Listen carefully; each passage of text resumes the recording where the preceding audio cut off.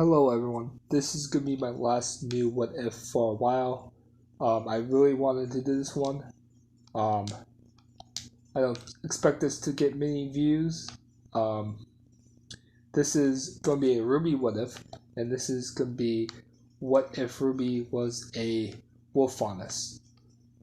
And I'm gonna change a few things up with the lore about faunuses for a little bit. One, uh, there are two types of faunuses. One type is like Blake, where she only gets the ears and always slightly more, like has animal tendencies, like with the fish and um, but then you have a breed that's rare, but kind of more looked down upon by the faunus because they're more animalistic, which is part of RWBY. She's gonna have a tail and ears, and she's gonna act more, and like she's gonna have a state where um she can transform like her hands into claws and stuff like that, and she kind of gets more primal and can attack. Like she can fight without weapons and stuff like that, but she like due to that, like her being a wolf fauna, she's really very strong, and so yeah, it's the only difference. Also, RWBY is gonna be the adopted sister of Yang, and so they're no longer half uh, siblings. Um, and I'll explain that more later on. So, Summer was this really good friends with Tai, and before she died, RWBY was too young to remember everything, so she always believed Yang to be a more like sister, not like adopted sister. So Yang still really loves RWBY and all that stuff, but because of this, Tai Yang doesn't really RWBY's dad doesn't really know how to deal with raising a faunus that well, because there's not many faunuses in patch, so RWBY doesn't know how to um like hang out yeah. And patch is really tolerant to faunuses, but like there's not really that many. So also everything will stay the same with the teams and stuff like that. I have not decided. Well, I have decided on the ship already, and you'll figure out later what happens in the story. Also, RWBY is she's also like childish because she's kind of like puppy and all this stuff. She has that dog energy, but like she is very very intelligent. Like she is a prodigy with fighting and schoolwork. So that's how she so instead of Osmond finding like we're gonna cut to them. So instead of Osmond finding RWBY like out with the surveillance camera fighting Roman, that does not happen. She's just he actually goes to Patch one day, and Osmond is like, Hello, Tai Ying. Can I speak with you? And Ruby and Yang are outside training, so they don't hear this. And Tai is like, yeah, what do you want, husband? He's like, well, it's about your daughter, Ruby. I've read her files and I've seen her skills through videos and surveillance cameras. I would like her to move up and join Beacon with her sister this year. And Ty's like, are you sure she's ready? It's like, Ty, she has the best scores I've seen within years. Her talents would just be wasted competing, finishing signal. Ty's like, well, I will not stop you for putting that invitation, but you're going to have to. I don't like this, but I trust you, Oz. So very well. She can go to Beacon, and he's like, husband's like, very well. I will uh, see your girls there at Beacon. I hope they become fine huntresses. And then he gets up with Good Witch and leaves. And so a couple hours later, Ruby and Yang walk in. Also, um, due to all the training and all the physical training that Ruby does, she's the same height as Yang and has the same build as Yang, if you get my drift. Just because that's also the wolf faunus in her, making her way stronger and way more built.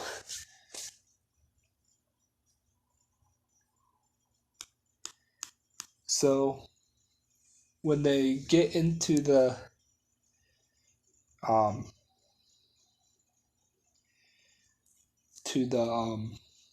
back into the house with Ty's like, girls, I have good news and interesting news to tell you. Like, what is it, Dad? And Ty's like, well, Osmond came by just a while ago while you guys were training out in the back. And um, he came to talk to me about RWBY. And Yang was like, well, what does he want? He's like, well, I'll get to that. He's like, well, due to her outstanding performances and grades and stuff, he's impressed. And RWBY, if you want, you could come to Beacon early and come and go with your sister. And RWBY's like lights up and like speaks like, "You not mess with me, Dad." And she's talking really fast. She's like, "I can't believe I'm going to go to Beacon and all this other stuff." And she's wagging her tail and all this other stuff. And she's just bouncing back and forth. And Ty's like, "Yeah, RWBY, this is a big step in your education. You'll be skipping almost 2 years. Are you sure you want to do this?" RWBY just nods up and down with her head like really fast. And Yang's like, all right, my baby sister's going to Beacon with me. High five. And they both high five. So also, a thing I want to add, like Ruby had no problems with Patch like for being a faunus, but when she goes in the city, uh, she kind of pins her ears down and like kind of combs it into her hair, kind of, and like she wears her hood, and her cloak is specially designed to also hide her tail. So when she goes out, she wears her hood, and she dyed, like I said, she made her cloak to hide her tail, so she appears to be human.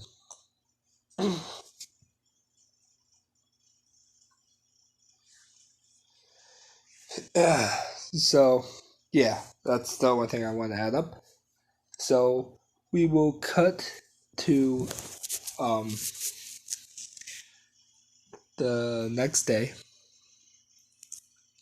Um, Ruby is super excited. She couldn't really sleep, but she went to bed sleeping. Uh, and she's super excited for the next day. And so they get to, we're going to cut to Beacon Academy. And Yang kind of ditches Ruby with her friends, and she's like, "But I thought we are gonna be." Ruby gets all sad, and she's like, I guess I'll see you later, Yang." And she walks away, and then she runs into John, and Ruby's still Ruby. She loves weapons and gets fascinated by weapons. So her and John would meet come off like as good friends, but they get separated, and she bumps into as she's they got separated. She panics, and she kind of bumps into Weiss and knocks her down. And Weiss is like, "Watch where you're going. Do you know what you almost did? You could have blown this up um, off this rock.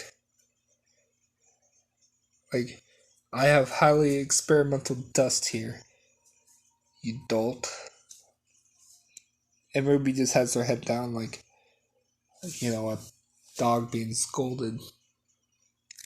And she's like, I'm sorry, I didn't mean to. Um, and because, she's a stronger faunus in this, her ears are kind of really more sensitive to sound, so she can pick up a lot of stuff more. And she's like, I didn't mean to. And um, Weiss is like, what are you doing here? Are you even old enough to go to Beacon? And he's like, well, I got in through recommendation by a husband. And she looks still down. And Weiss is like, well, he's obviously losing his touch to let a kitten like you can't even look where she's going. And a small thing of dust flies on Ruby's nose, and she sneezes and kind of blows Weiss and um, Ruby up, like that whole scene. And Ruby's ears is ringing, and like Weiss's dusts himself off, and he's like, "You brat, do you know who I am?" And then Blake comes in, does her whole spiel about Weiss, and Ruby like hears that name, and she's like, "It's her." One of the air, a Schnee. Uh, and then while Weiss is distracted, she turns around to like scold Ruby more, and Ruby uses her semblance to disappear and run away. because she's scared of the stories of the sneeze. Get down. So they get to Ruby finds Yang again, and right when Osmond is about to do his big speech, and I know this one's really short, but I have a lot to cover in the next episode, so I'm going to cut it here. Thank you so much for listening. I hope you guys really enjoy this What If. I don't expect much from this one, but I really wanted to do this What If. Please, if you like this one, give this one a thumbs up. Subscribe. And please, everyone, stay safe out there. Have a good day and good luck. Bye.